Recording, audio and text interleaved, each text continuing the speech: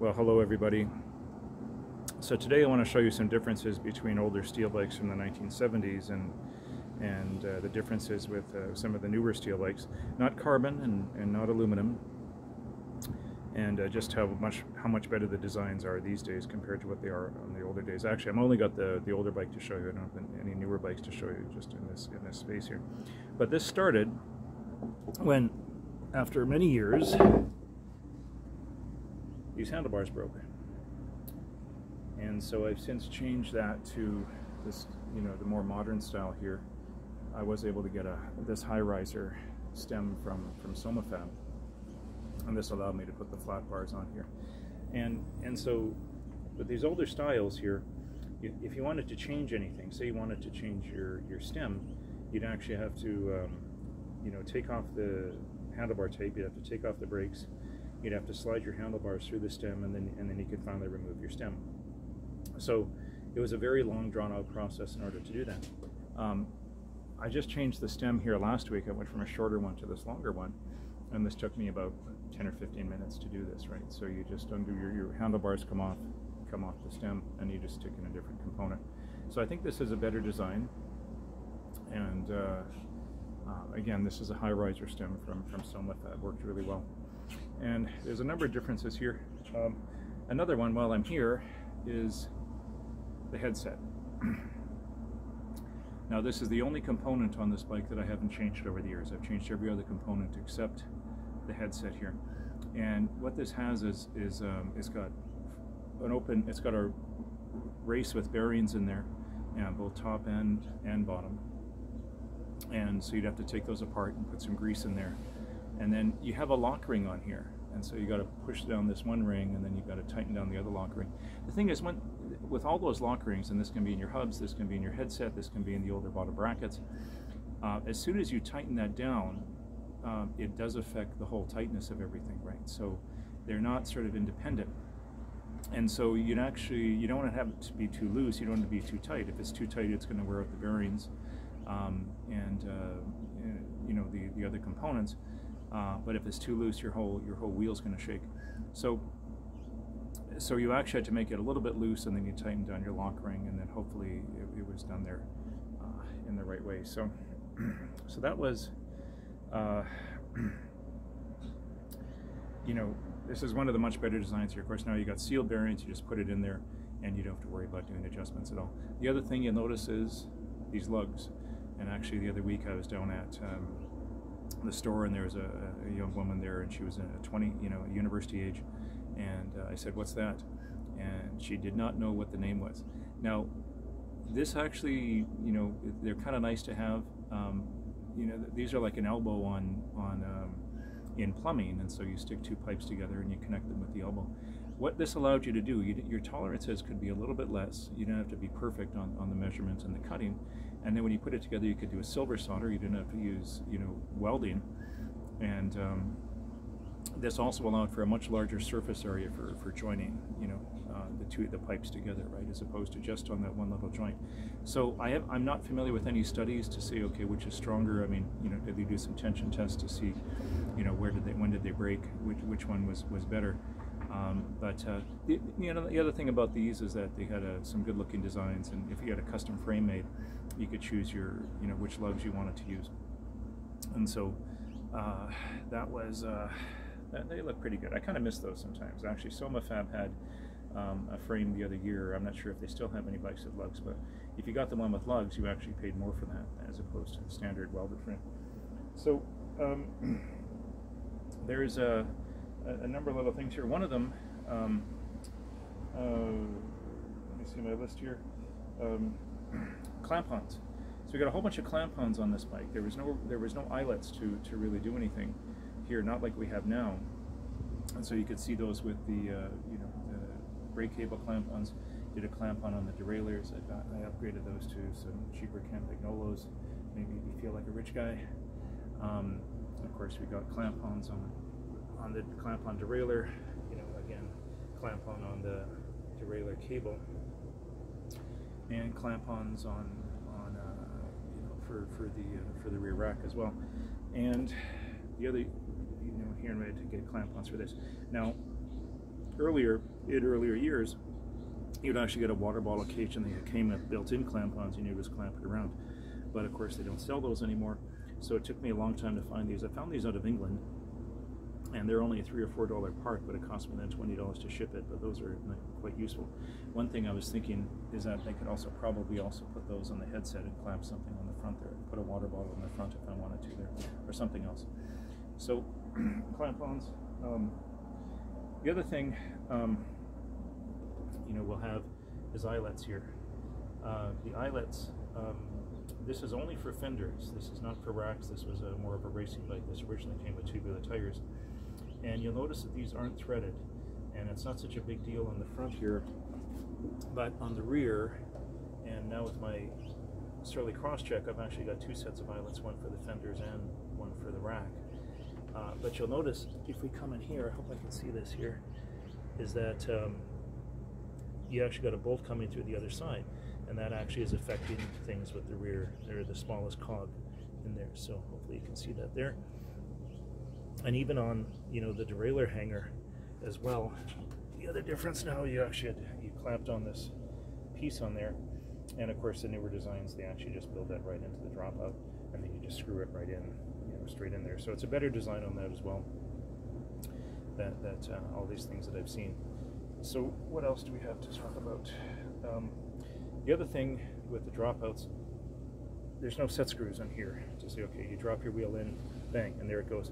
And not just that, but in the newer designs with the Sterling cross-check, you've actually got little ridges in there, and where you're,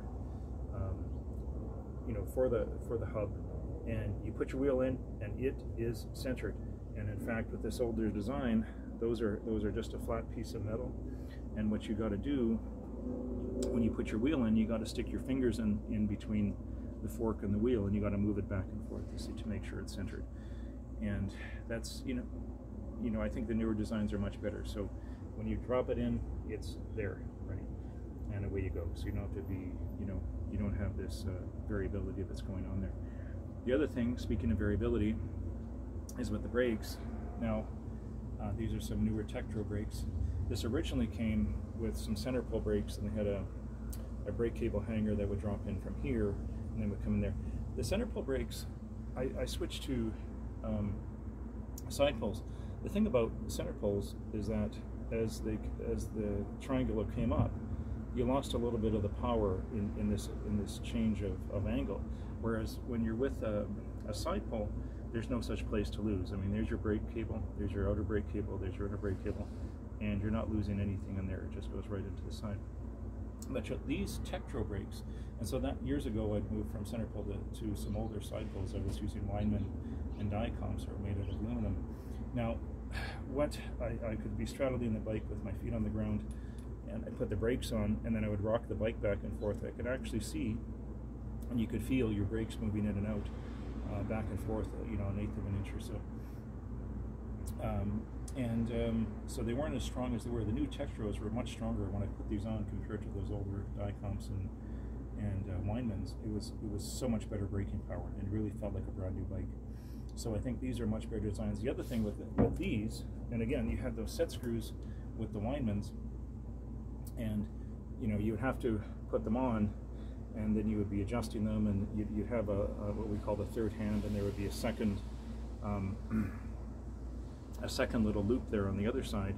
And what you would have to do is you use your third hand tool to move things, to adjust your brakes, and then you try to tighten them up, and hopefully they'd be centered. And again, it was a real hit and miss trial and error process. And so now, but with the newer Tektros, you set them, and then you've got your set screw here, and then you turn them, whichever way you want, and you set them there, and you got this micro adjustment. Much better design on the brakes than they were. So you get better stopping power, and you got better rubber as well these days is also. So the brakes are better. What else do we have? Design on the frame's better. Bottom brackets. Now these originally came with, they were unsealed, and so you had the cups and the cones. You'd stick in the cups, and you'd stick in your bearings, and then you'd stick in your spindle, and then again you had a lock ring, and again you didn't want to be too tight, you didn't want to be too loose, but as soon as you put that lock ring down, it actually affected the whole tightness or looseness just a hair. So again, you had to be slightly loose, and then you'd have to turn it over, and hopefully you'd hit it. So again, it could be a real hit and miss situation. It could be just to get that last little part in there, you could be taking a number of minutes, 10, 15, 20 minutes, half an hour, just to get that perfect on there. Now we've got sealed bearings, you stick them in, and you're never doing those adjustments. It's a lot better system, with the newer as opposed to this. This particular bike has a filled bottom bracket, and the reason I got that is that this bike has French threads, and it's very, very difficult to find bottom brackets with French threading. So they still make them, and so you're able to recycle your old bikes like this. So again, it's so much nicer. And before, when you had the unsealed bearings, it would go squeak, squeak, squeak, squeak, squeak, squeak, and eventually would wear around. I don't have that squeaking with the filled bottom bracket. Much better with the sealed bearings. Much better than what it used to be. What else can we talk about here? The brakes are better. Mentioned the rear derailleur hanger. This particular bike was originally designed for, get this, tubular tires, and so it only took really thin. So you can see it's a really thin, tiny little area for there. The other week I actually put on some tires that were 35s, 35 millimeter, and I pumped them up and I tried to drop them in, couldn't get them in. And so I was able to eventually get them in when I deflated the tire, put them in, and then re-inflated it. So I'm thinking this really takes away from the idea of a quick release. And so now with the new Surleys, this is my Surly Crosscheck, it's actually widened down here. And so of course their motto was Fatties Fit Fine, and so I was able to drop those into the Surly Crosscheck quite easily. So very easy, works very well. And I like the idea of bigger tires now, and when I go over bumps, I don't want to be concerned about pinching the tubes. These are 28 mil, and the other trick to ensuring you don't get flats over pinching the tube is to pump them up nice and hard every time. So thin tires. The other thing that was sort of much better, newer design, the older seat posts. You can see with this one,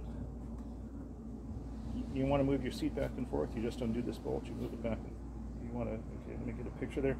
You want to move your seat back and forth, you just undo this bolt, you move your seat back and forth. Well, the older design, when this came here, it had sort of a post on this clamp, and you actually had to lift up your seat, and you actually had to get your tool underneath there. It was a really, really bad design. So just doing something just to adjust your seat was a real, struggle just to access, your bolts.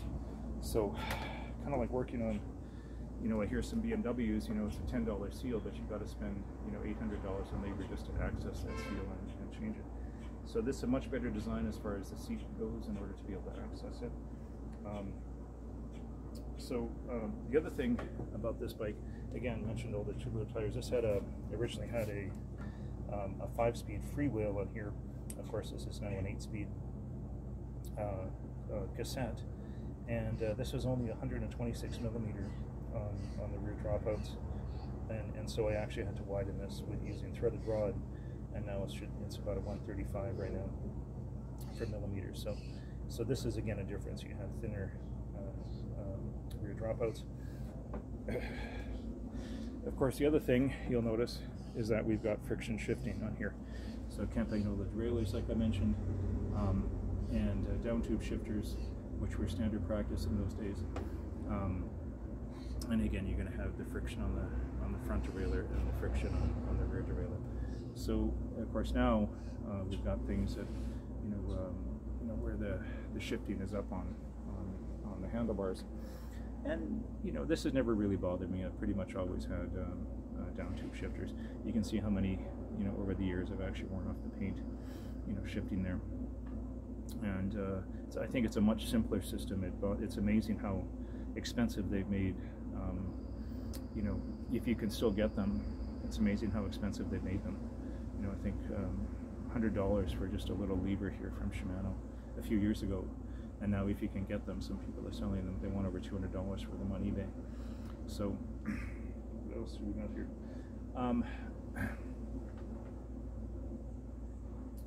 The other thing I wanted to mention for the rear rack, what they used to do, the old rack that I had years ago, which is that it used to bolt into the brakes. And I'm not really fond of that idea. When you bolt things together, you don't want to be necessarily bolting. You want to bolt two things together. You don't want to bolt 3, 4 things together. And so, you know, I managed to get the rack on here, went into for the fenders, and it went into the brakes. And of course, now the newer designs, you've actually got eyelets, you know, for the for here. Actually, for a while, when I was looking at this years ago, I was thinking, should I actually go take this to a frame maker and have braze-ons put on there, or have eyelets brazed on? And you know, I never did. It's really not worth that much. I mean, for that price, you can be putting your money into another newer frame, which are much nicer. So let's see if I forgot anything here. Just step back a bit, and I'll review my notes.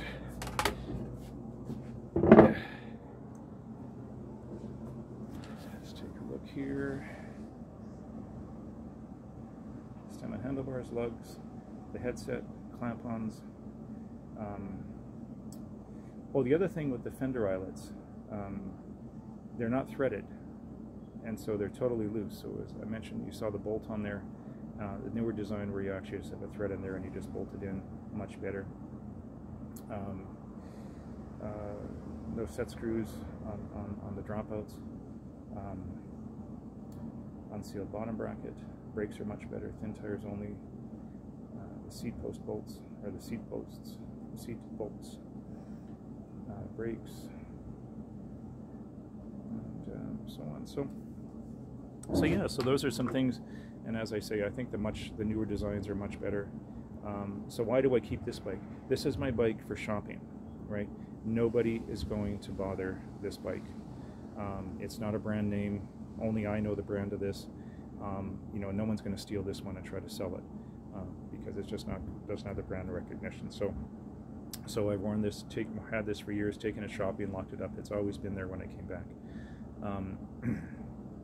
And so, you know, what I want to do now is I want to modify this. I want to be able to make a better trunk rack, and I want to be able to put a better milk crate on the rear, so that you know, I can actually get you know, more stuff in there. My panniers are rather small right now. Well, one other clamp-on I forgot to mention, is that back then we had nice tall Zuffel high pressure pumps, and they would go from, you know, there up to there. You had a clamp on there, and those had a nice, when they say high pressure, they really do mean high pressure, and so you can pump up your tires really fast. So this is my bike. It's riding quite nice, yeah, so a lot of differences between the older bikes and new bikes. Have much better designs, much better quality, and I thought I'd point all this stuff out, and I hope it's useful.